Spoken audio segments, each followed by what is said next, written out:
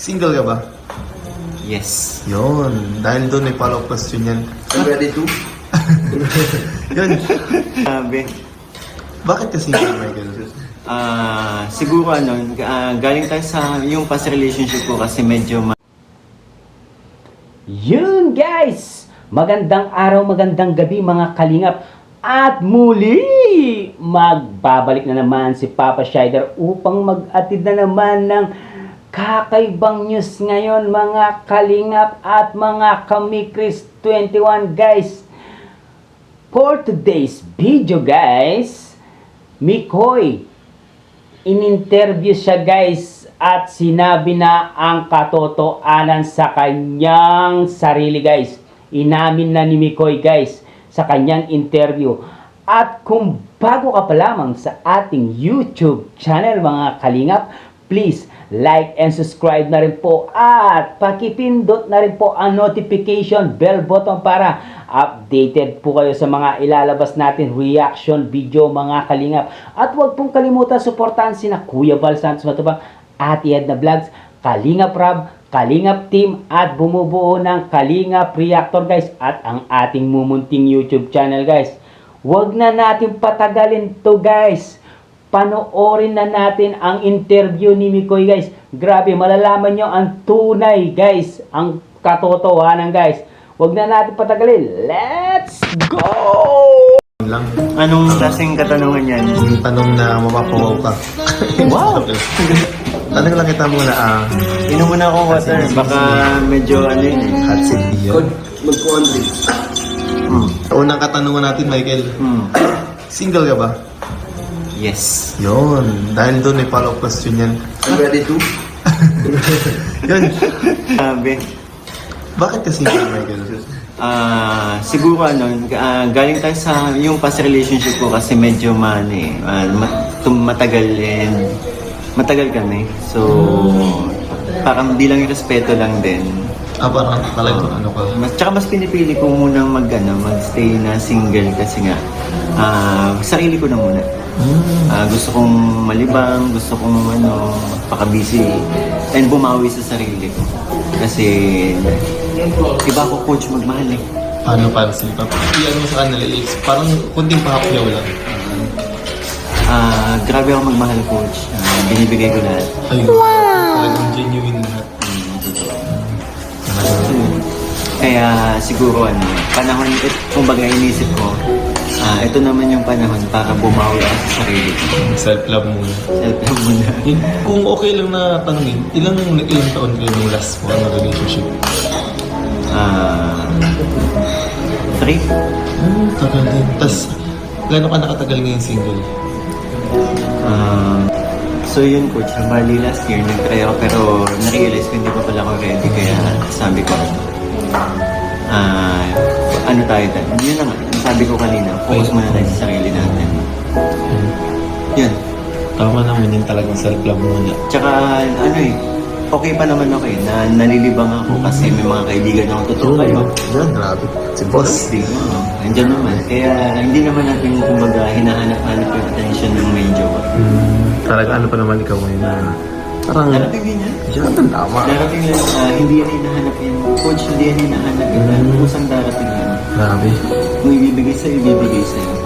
Di ba? Tama. Nasagot mo na agad yung tatanong ko sana na bakit ka single. Next question naman natin, Michael, is kung sakali na may dumating na ngayon na talagang i-grab mo na or papanindi kaming sinasabi mo. Gaya ng sinabi ko kanina, kusang binibigayan sa atin.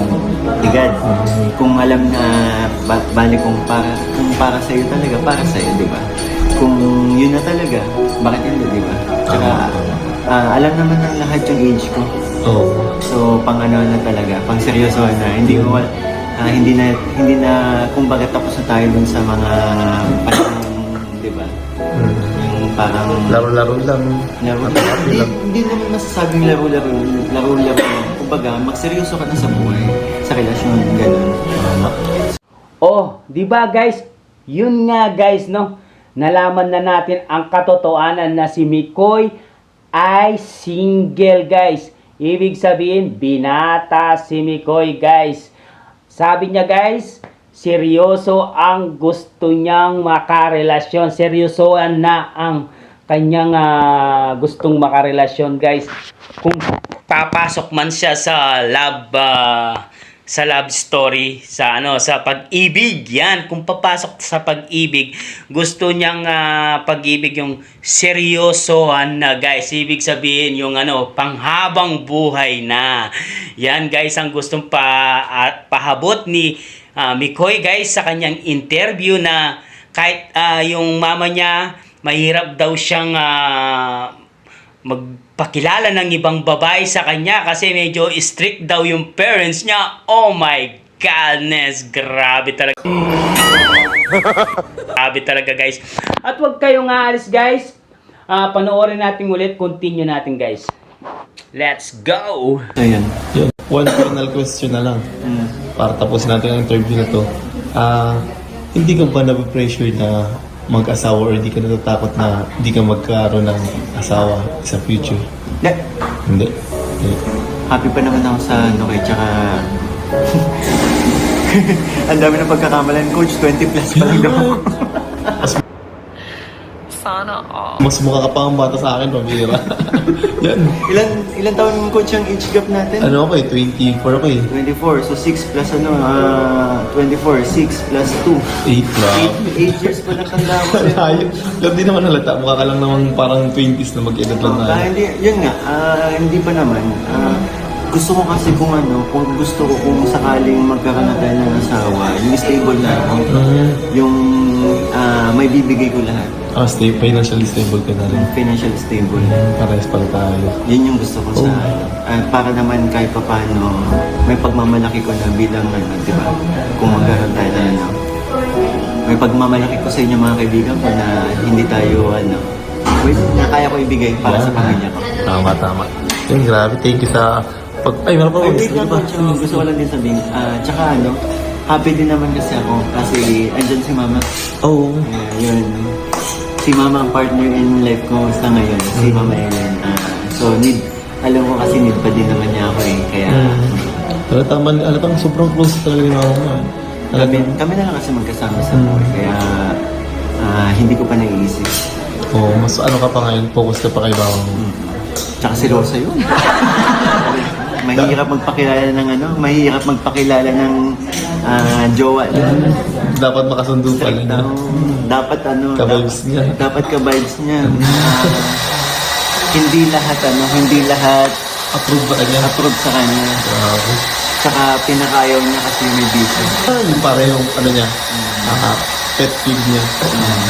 Kasi si Mama napaka-conservative niya. Alam mo na, laki nga di ba? All this na.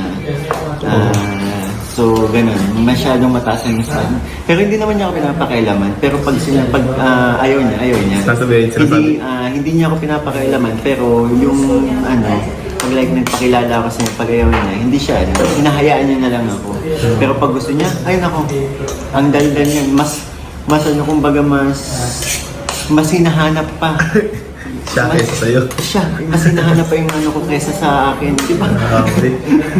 Naalala ko lang yung mga past relationships ko. So, yun, nakakatawa si Mama doon. So, binigyan ko na ng hint yung Yun.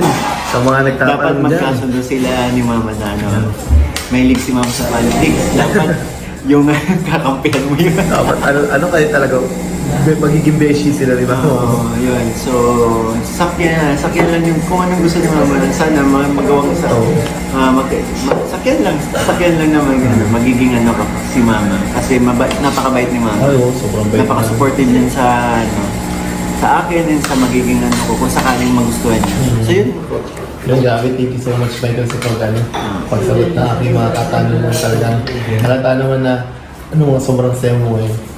Yun, thank you so much, Michael. Happy tayo ngayon. Yun. Yun, happy lang.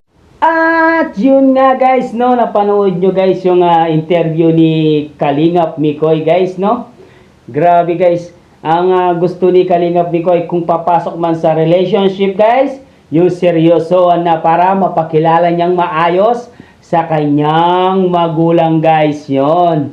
Talagang pinag-aanda ni Kalingap Mikoy yung kanyang relationship guys nung pang seryoso na, yung pang-abang buhay na guys, no? Yes guys, hanggang dito na lang muna ang ating reaction video for today's guys. Sana nagustuhan itong reaction video na ito guys. At kung bago ka pa lamang guys, like and subscribe na rin po. At huwag pong kalimutan, suportahan sina Kuya Val Santos Matubang, Ate Edna Vlogs, Kalingap Rab, Ate Jack Matubang, Kalingap Team, Kalingap Reactor. Guys, suportahan po natin ang Mikris. I love Mikris 21 guys. Suportahan po natin guys. I-marathon ang mga video nila. Guys, yung episode 3, coming 1 million na guys. Hanggang dito na lang. Maraming salamat sa pag-stay sa ating YouTube channel guys. I love you all. Mwah, chop chop. Babu.